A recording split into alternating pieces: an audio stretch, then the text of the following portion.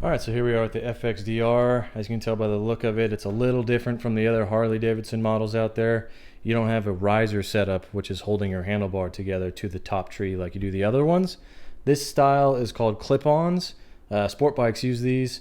And essentially, so you have two separate handlebar, this end and this end, and they both attach to the fork tube rather, on the top, and rest on top of the upper tree.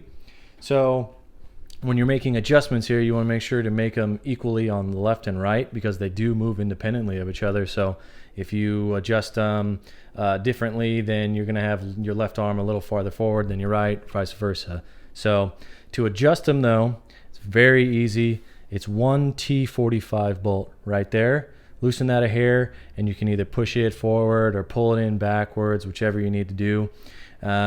So the way we reference the bars to make sure we go the same left and right, when it comes from the factory, your gap on the clip-on and the top tree gaps are lined up perfectly here.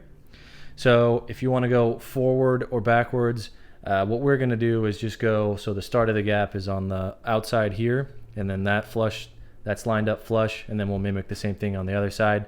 So we're gonna go ahead and push these forward to demonstrate how to do that. So let's go ahead and loosen that T45 bolt first. Alright, with our T45 bolt loosened, we can pivot this any way we want. Now again, stock form, the gaps are lined up together perfectly, but to show you here, so if you want a little more reach out of it, we're going to line it up with this gap just on the outside of this gap. So we've got that right there. So we'll tighten this down. Alright, and then we're going to mimic the same thing on the left side. So essentially that's how you can do it. You're going to give it either just a hair forward or a hair back. When you're pulling them back, if you want a little less reach out of the bars, before you do full turn, just do it very slowly to make sure that you haven't gone too far to where you'll make contact with your tank. That's very important. You don't want to damage that. So you have a little bit of adjustment with these clip-ons, not too much, but some, and sometimes that'll make all the world of difference for you. So one T45, get them adjusted, make sure you make them adjustments the same on left and right so your arms aren't all funky and out of whack for each other. And that's how you adjust your bars on the FXDR.